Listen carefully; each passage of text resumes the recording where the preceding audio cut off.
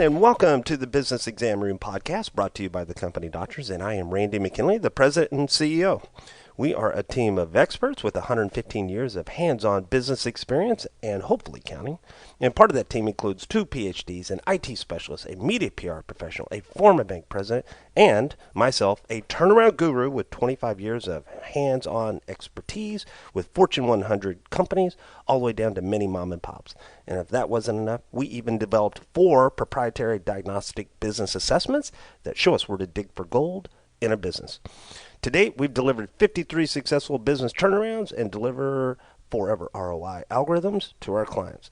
So, in this podcast, we're going to take what's the most relevant or painful issues facing a business. We're going to dissect it. We're going to take what's complicated. We're going to make it simple. We're going to share with you our secret tools and techniques from our toolkit and show you how we approach solving it. Because 81% of all business closures were not due to a competitor, and 50% of all businesses fail in 5 years. Because what you don't know or know and don't fix will likely kill your business. So let's get you in the know and make sure you have the secret tools and techniques in your toolkit to make your business a little bit healthier. So now, before we tackle today's topic, here's a word from our sponsor. This podcast is brought to you by AutoEntry, the perfect AI accounting solution for cutting your processing costs as much as 75% for SMEs, bookkeepers, and accounting firms. Learn more about AI accounting and get your free trial by visiting thecompany.doctors.com. Hello, everyone, and welcome back to the Business Exam Room. And today's fun topic is going to be revenue per employee. And the reason I'm bringing this topic up is we had a live webinar about a week ago, and where we were talking about the 13 deadly mistakes businesses make that cost them money. And the number one item on that was revenue per employee. And one of the people emailed us in and said, hey, could you elaborate upon it? So we thought we would bring it over to our podcast and share it with you. So our goal is real simple. We're going to go try to break it down so you understand what revenue per employee means. And secondly is help you figure out what is a good number for your business, because every business is a little bit different. But this way you can figure out a good number for you. Then third, we're going to share with you some of our secrets and techniques that we use to go drive that number up. And what does that mean? That means it can put more money in your pocket. Who doesn't like more money in their pocket? Now, first, let's go take a look at what revenue per employee means, and so we're all on the same page. When we talk about revenue, we talk about sales. And when we say sales, we mean net sales. An easy way to think of it is when you look at your business, if I have $100,000 in sales in a month and I collect $100,000, that's the number I'm interested in. If you said I had $100,000 sales this month, but I only collected $80,000, I'm interested in $80,000. So the easy way you do this is if you look at your sales for your business in a year, and I'm talking net sales, and said, okay, great, let me use a round number to make it easy, $2 million. And you told me you had 20 employees. Well, take 2 million divided by 20. That gives me 100,000 per employee. To us, that would be a red flag. So here's the numbers that we use as a general rule. Every industry is a little bit different, so you tweak it by industry, but I'm going to give you a quick guideline that we use. 200, 150, 100. So it's 200K, 150K, 100K. Write those numbers down. If you're running 200K per employee for a small business, you're doing fantastic. And it'll make sense in a second as I'm going to get into some of the stats. And if you're running about 150,000, it says, okay, hey, I can really move that number up. Probably get it to 175, no problem. A little bit of work, you'd have to move up 200. If I'm below 150, that tells me, wow, usually you're giving a lot of money away. Now, there could be different reasons for it, but those are kind of the telltale signs for us when we walk in the door. We're checking that number very quickly to go, okay, and then we start using some of our assessments to break it apart to see exactly what's causing the money to go out the door. So now, is every business the same? Let's break the businesses into categories first, so you understand what is a good number for you. If you look at just the U.S. for instance, if we talk about mid-sized businesses, Ohio State, they do research on this and they're very good at it. They say a mid-sized business is really about $10 million to $1 billion. All right, okay. In that category, there's only about 200,000 businesses. Okay, wow. Now, if you move down to what you would call small businesses, would you believe there's 30 million businesses? And that accounts for about 99% of the jobs and stuff that go on in the United States, depending on which stat you look at. That's a huge number. Now, you take that number, the 30 million, and you break it apart. There's about 25 million of those which don't have any employees. So it's just a sole proprietor, just that one individual, a single shingle, as they would call it, and he's out there or she's out there selling and working away, trying to make money. And would you believe the average income for that person is only about, the last stat was about $46,000 to $47,000. Not that much. You move to the small business category size, they're only making maybe $76,000 a year, or I'm sorry, about $71,000. Excuse me. Got to look at my notes. About 71,000 a year. So they're not millionaires. But the question is can they be making more money, and are they giving money away? And the answer is probably yes. Now, if you take a look at some of your big corporations first, let me put it in perspective and on how powerful in some of these companies are. So, like for instance, you get into here we go. We're getting to the tech industry. Everybody knows tech. Facebook. Guess what they're at? $1.9 million revenue per employee. Alphabet was like 1.5. You could go Twitter, 680,000. See, these are large corporations. If you can imagine, it's very hard to compete against somebody where they're that efficient from a labor standpoint. That's why small businesses are always focused more on a niche versus just the global generic business. You move into the auto manufacturing. Guess who's number one? Ferrari. At least on the last study they were 1.1 million. Toyota, notoriously efficient. They're at 638,000, doing quite well. Banking. East West is 502,000. Bank of America is 417. So you could see the large corporations do quite well on revenue per employee. You move down to the mid-sized corporation, and you could see they're probably running around, so at least 150,000 on up. And then you get to the small business, the target is we want to get them between 100 and 200,000, but we got to get away from the 100 to the 200. Okay, now that we have a little bit of context, let's come back down. We've talked about some of the big ones, mid-size. Let's get down into the small business category. So one of the things that people do not realize, and this is from being in hundreds and hundreds and hundreds of businesses, is if I told you that 90% of all processes are waste, you would go, what? Well, it was interesting. Toyota CEO made a comment not too long ago, and that individual said, we have about 70% waste to go. Well, if they have 70% waste to go and they're at 600,000 in revenue per employee, what does that mean for the small business? So one of the things that most businesses don't realize that everything we do, there is a lot of waste in the process. And one of the problems is if we don't average 150,000 per employee, it's only going to take one little incident for that business to potentially go out of business. So when you're looking at your business going, okay, hey, if I'm a sole proprietorship, what do I need to do? Well, I need to go raise my sales. But you may say, well, hold it. I can't because I'm maxed out, but I'm only making 46,000. So that says, okay, there's two things that need to occur. That individual needs to become more efficient, and then at the same time, then start driving sales. But if they can drive sales, not a problem. They just have to become more efficient. So the next thing we need to do is now we need to talk about what is it going to take for your business, your situation to become more efficient and drive that revenue per employee up. So on the next side of this quick break, we're going to go cover that for everyone involved. Sales up 13%, productivity increases of 50%, profits up 240%. Do you wish you could get results like that in your business, reduce your costs, and grow sales? The Company Doctors has 53 successful business turnarounds under its belt and 115 years of business expertise that makes it possible. Their business philosophy has been simple: deliver forever ROIs, and no results, no need to pay. Two great programs every business needs.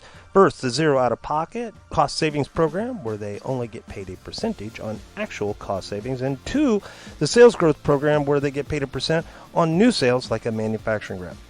Learn more about these and other business solutions they offer by going to the companydoctors.com website. That's drs.com. And download the brochures or just send an email to clients at the Company Doctors. Thus, start today and let them help you make you the money and forever ROI you deserve. Hello, everyone, and welcome back. Now that we've talked about what revenue per employee means and how it can mean more money in your pocket when that number goes up, let's talk about how we make that happen. Okay, so first things first, what we want to do is let's go take companies and we want to really kind of break them into three categories, all right? So the first thing we want to do is, hey, your sales are not growing. That would be one category for a business. The second category would be, hey, my sales are growing. And then my third category would be my sales are declining. And I'll leave that one to the end because that one's kind of special. Let's deal with the first one. My sales are not growing. Okay, and we need to go increase and drive that number up because my revenue per employee is low. I'm probably around 100,000. That says I'm not making a lot of money, and I want to make more money. Well, this is where we usually ask the client. This happens all the time. Where we'll talk to him and say, okay, all right, are you sure you want to improve your processes? And because what's going to happen is if you don't have a strategy to grow your business, would you believe that you're going to end up losing some of your employees? Well, that's kind of serious. So we're always encouraging them. For us, when we walk in, we want to have a two-part strategy in that scenario, which is, okay, you're not growing. Well, we need to put a strategy around you growing your business because we know we're going to make some adjustments and your business is going to become more efficient. So it's better to have two parts and make sure that we don't have some damage in the process. So there's two things we recommend right up front. And then we'll give you some general things that you can go do. The first one would be is go to our website, thecompanydoctors.com, drs.com, and on the very front, if you go down just on the first page, we have two free assessments, and we'd like to have you take both of those, and they're complimentary. So the first one is really a business assessment, and it helps us cut from a process standpoint, and helps us figure out where the gold is. And it only takes 3 to 5 minutes when you do that, but then it allows us, here, you can go do these things in these areas, and this will generate probably the most money for you. And we do that complimentary. The reason is, look, there's too many businesses out there failing, and they need a little bit of a roadmap, and if we can help with that, fantastic. So we do that complimentary. No big deal. No stress. The second thing is we have a sales assessment there as well.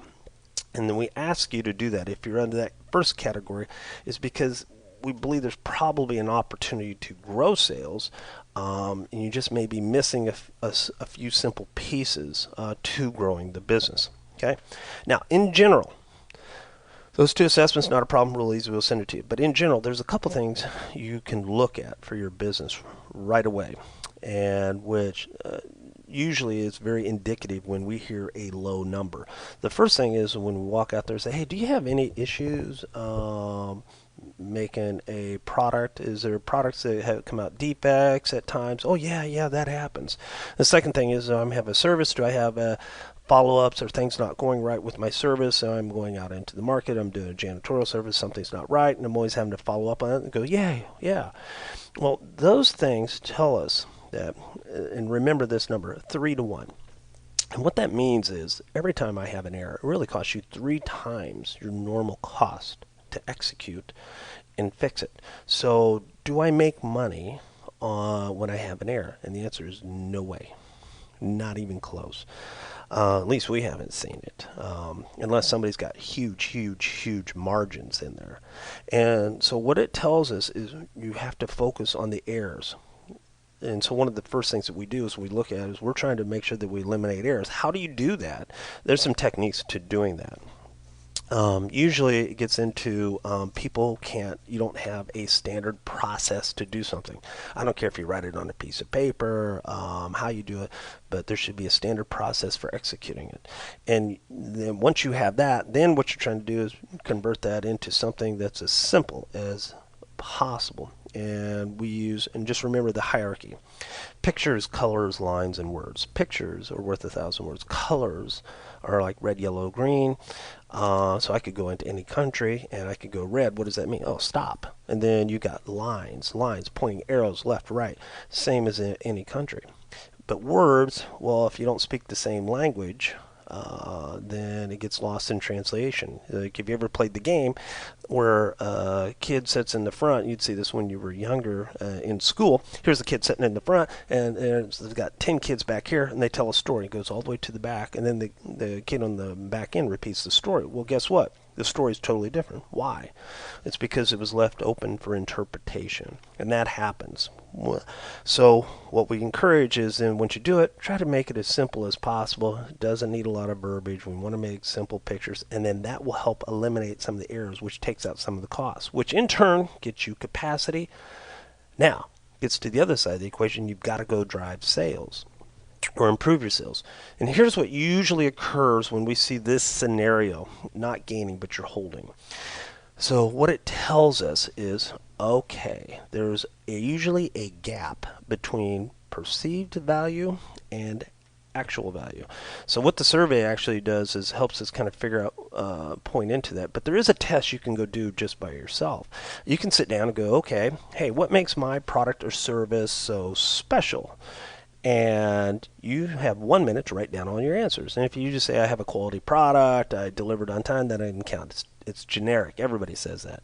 So what you do is you write that stuff down, and in 1 minute, most people only get 3 or 4. Well, you should be getting 9. So that says, okay, you have a gap on what makes you special. And if you're not articulating that, then the world doesn't see it. And so if they don't see it, then they have a hard time buying it. So when you look at the scale, and there's a scale you can use, and you'll see, well, hey, we know this product or service is really good, but unfortunately everybody's perceiving it much lower. And so then that's usually causing the company not to grow, because if you're not growing but you're holding, it says, oh, your clients recognize how good you are, and it's because they're not going someplace else. So that's a good sign. Make sense? So it's a two-part strategy you want to go do with the first one. The second one is your company is growing, okay? So what we would recommend is, I wouldn't worry about the sales assessment or focus on that right now. I would put all my eyes onto the operation or the business side of it, trying to make it more efficient, because this is the perfect, and I stress perfect, time to go in, and because you're growing, because as you're optimizing, then you don't need to hire. Because one of the questions you have to answer yourself is, hey, I'm growing and I need to hire, but I'm at 100,000 revenue. Is that an issue? Yes. What if all of a sudden you stopped growing for 1 second? Then now you're in a position where you could technically be losing money. And so that is not cool. So it's the perfect time. And so the third category is you're declining, and I would almost want to table this. Give us a call. That is a specific scenario. Usually it says the clock is running. And, that's all hands on deck. You're doing the assessments. That's really where we're probably doing all 4 assessments and going through that and ripping it apart, even on the financial side, and looking at it and trying to make all these moves in less than 90 days. It's fast, because if you're declining and your revenue per employee is low, it says your time is running out. And then, as I said, I think 81% of businesses go out of business because it's self-inflicted. Well, and that's because they're going to run out of cash. It's already too late. So that one's very specific. We'll kind of table that off to the side. So now let's just recap back to you. So growing, not growing, 2 surveys, follow the techniques that we talked about, addressing errors, standardizing. You'll pick up a lot of it. Do the quick assessments. That'll help a lot. And then as well, if you're in the business category of, we're dealing with those 30 million, those 5 million. If you're just the 25 million, that's just a single proprietor, then I would focus and go take the sales survey and drive that up. But if you're telling me you can't increase because you're not efficient, then we have to go look at your stuff to make you much more efficient, because it can easily make it much more efficient. All right. What a fun day, fun topic. All right, everyone. Look forward to seeing you the next time. And have a good one. Good health to you, your family, and your business. The information provided is intended solely for educational and cannot be used as a substitute for professional advice and/or information, as circumstances will vary from person to person and company to company. You should not act or rely upon information without seeking professional advice. Do not attempt any of the suggestions, actions, solutions, remedies, or instructions discussed on this podcast without first consulting with a qualified professional. The materials are not intended to be, nor do they constitute actionable professional advice. Transmission of this information is not intended to create a professional client relationship between the company doctors and you.